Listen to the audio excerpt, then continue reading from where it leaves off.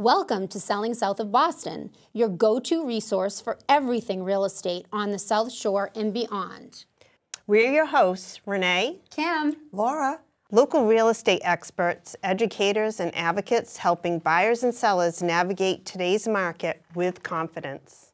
Whether you're thinking about buying your first home, selling your current one, or just love staying in the know with what's happening in our local market, you're in the right place. Each week, we break down real estate strategies, share insider tips, and talk through real-life scenarios we see every day right here in Mass, so you can make smarter, more informed decisions. so grab your coffee, get comfortable, and let's talk real estate south of Boston. What you should fix before selling or what not to fix. Welcome back to Selling South of Boston podcast. I'm Renee, this is Kim and Laura, and our guest Tracy. We're here to help buyers and sellers make smarter real estate moves right here on the South Shore. Today we're going to be introducing our guest Tracy Sheehan, which is one of our recent sellers that we had the pleasure of selling her beautiful home in Marshfield as our guest today. And she's going to chime in on what you should fix before I sell my home, because let's be honest, we don't want to waste money, but yet we don't want to leave money on the table. And the truth is, not all upgrades or renovations are equal. We've seen sellers spend $30,000 and above on renovations and never get it back. And we've seen other sellers spend under $1,000 and create multiple offers. So today we're breaking down what actually matters to buyers in today's market, what you should always fix, and what you can confidently leave alone. And what we know is buyers decide immediately as they drive down the neighborhood if they like the home or not. And before they think logically, they react emotionally. So your goal isn't perfection. It's clean, fresh, and cared for, as we saw with Tracy's home, and focusing on fresh paint, neutral tones. We were just having this conversation yesterday about her paint colors. Cleaning everything from the windows, the baseboards, the bathrooms, decluttering, depersonalizing, and having great lighting. So bright homes sell better always. And buyers don't want to feel like they're walking into someone else's life. They want to picture their own. Yeah. I mean, everybody, you have a must-fix list. So these are the things that either scare buyers, show up in inspections, which we kind of try to prevent, or kill your negotiation powers. Must fix before you sell would be go around if you have any leaky faucets or, any in the tub, the drain thing doesn't go down, cracked tiles, broken fixtures, peeling paint, loose railings, which can be a safety concern. Obviously, any roof issues or water issues, electrical problems like outlets and switches, make sure they're working. If you walk into a bedroom to show the house, you want to turn the light on and not have the light bulb be out. You also want to make sure the light switches are clean. Yes, that's another thing. That's high on our list. High on our list. High on our list. And we also recommend too, like if you have a basement, everybody should have a dehumidifier, just so it doesn't smell damp and wet. It's just that's Absolutely. one thing I think too that buyers really pick up on smells. The turn off. Yeah, and also in your attic, you want to pop up into your attic with a flashlight, make sure there's no moisture, there's no discoloration, anything of that sort. And if there is, then we can help you find a way to get rid of that as well. But Tracy, could you kind of just share with us a few things that you felt were really important before listing? Well, I did make a list, and the first thing was one of our heating zones, the AC did not work. And talked to Kim, and she said, price it out, and if it's not outrageous, have it fixed, because who wants to have AC in only one level of your house? Right. And what would be another thing that we had fixed? Our fireplace was a propane fireplace, and that was not working. And we were able to have it serviced, and they got it back going, and so that was didn't have to replace it, but Right. And again, those working would again. be things that would show up in an inspection because the Exactly. inspector's going to test all the systems to make sure everything's up and running. So that's very preventative. Exactly. Yeah. Right. I think too, when we were speaking originally, because I was surprised when I came back and Tracy said, oh, the AC is working, the fireplace is working. And I was kind of surprised because I said, we can disclose it. So Right. just for us, we always disclose up front. So if it's a money issue or something you just don't want to fix, we at least can price the home appropriately, but disclose the issue that is there. So it's not a surprise when a home inspector comes in or when a buyer comes in and it doesn't work, it's disclosed up front. Yeah, and I think when buyers see small things, they think, oh my gosh, what else is going to be bigger Exactly. underneath that because they haven't maintained or they haven't tried. So that's a big concern with buyers that we see as well. Right. And you just want to keep that, if they're not doing the little things, what are the big things that they might be hiding, so Yeah. you want to start that relationship off right. Exactly. So what not to waste money on? This is where most sellers get it wrong. Do not overspend on a full kitchen remodel. Bathroom gut renovations. You don't need to do a whole, new bathroom or any of those kinds of things.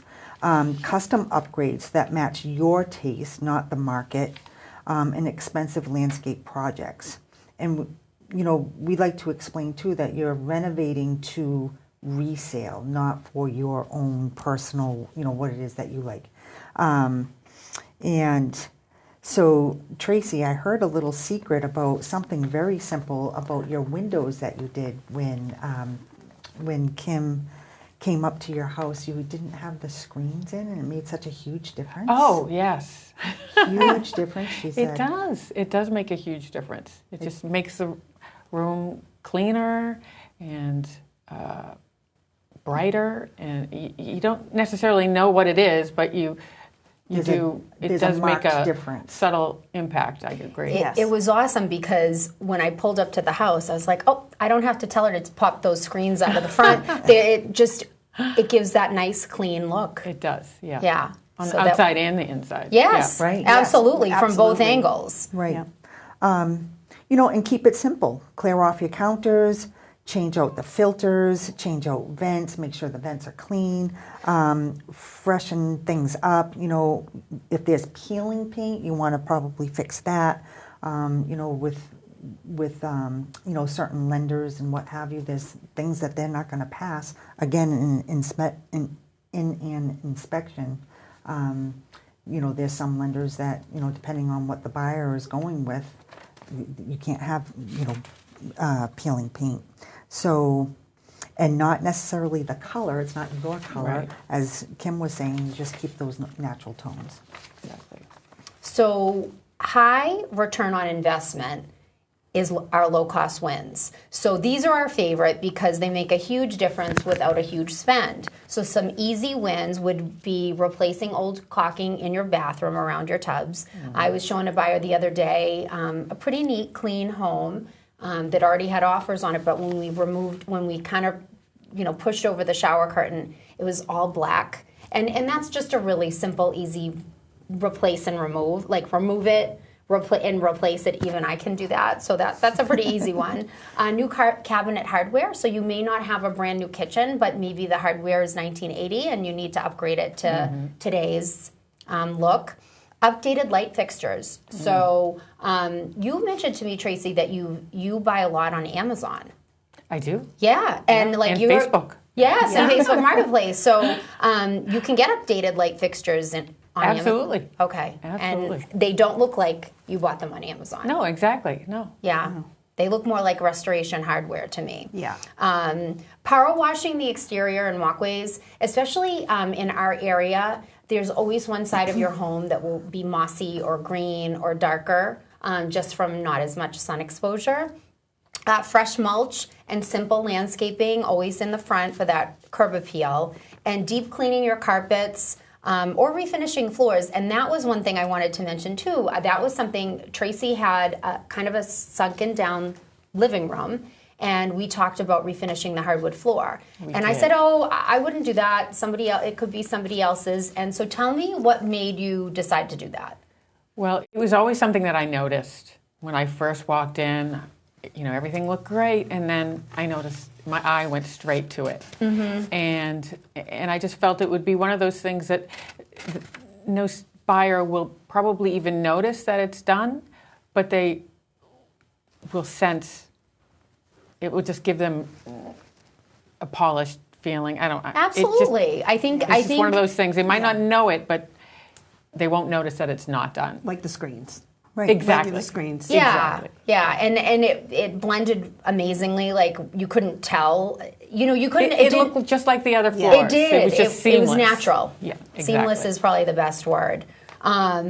These are the things that buyers do notice, and clearly Tracy felt that, when putting her house on the market. And it's a sense of pride, too, that this is my home, and I want to put my best foot forward, too. Absolutely. So even if the buyers don't realize it is those behind the scenes kind of things. Yeah, I mean, you have to think like a buyer when you're putting your house up on the market. Buyers are busy, they're emotionally driven, as we talked about, and they often, now I feel like they're stretching themselves financially, that if they don't want to see another expense, something else I'm going to have to do. So they walk in and they're like, how much is this going to cost me to fix this or do that?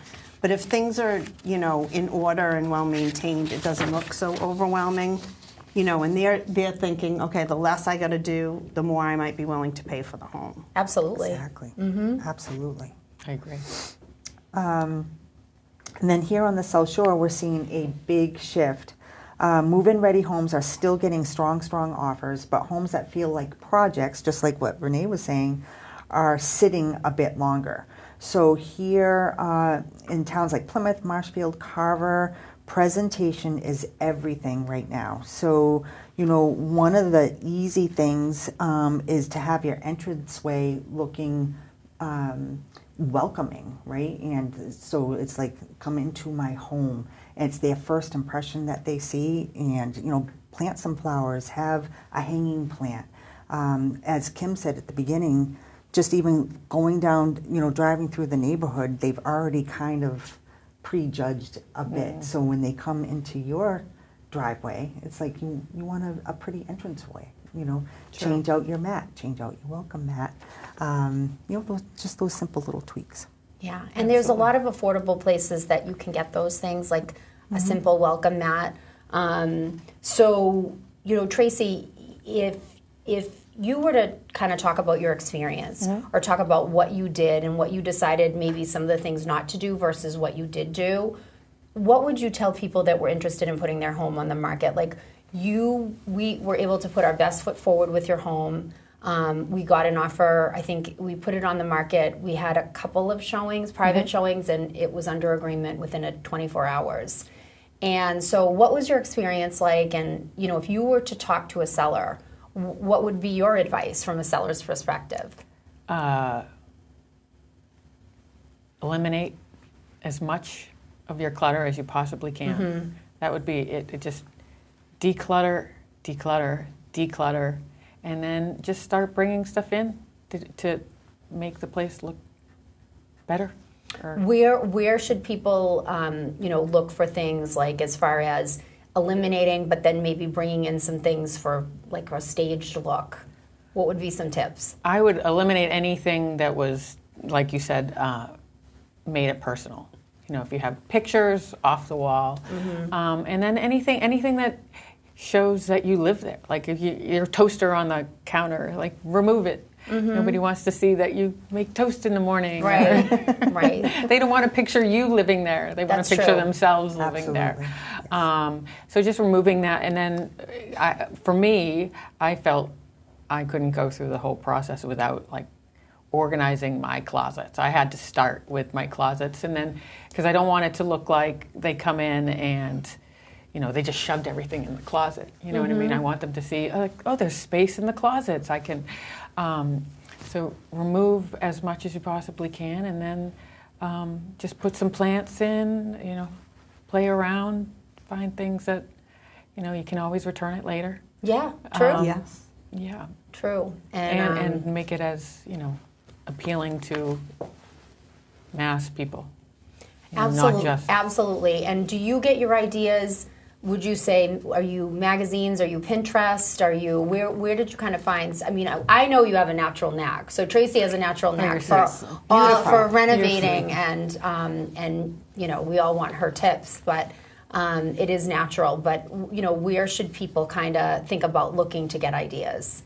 Well, I think you should work with what you have as much as you possibly can, and then just find anything, anywhere. You know, like I said, I do a lot of Facebook Marketplace, Pinterest, like you said. Pinterest boards. Pinterest boards. Okay. Not magazines, because who buys the magazines? I know. I And feel that'll like just clutter the house. Yeah. The only time I buy magazine is when I'm on a plane, I think, and I feel like Exactly. something that we do. But well, Home goods. Yeah, home goods. Okay. Yeah, home goods is always a fun trip. Yeah. Exactly. So if you're thinking about selling, the biggest mistake you can make is guessing what to fix, because every house is different. That's why we always do a walkthrough, just like we did with Tracy and her family, with our sellers, and we'll create a custom Selling South of Boston prep plan for you and your family, so you know exactly where to spend your money and where not to. So reach out to us, and we'd love to help you prepare your home the right way.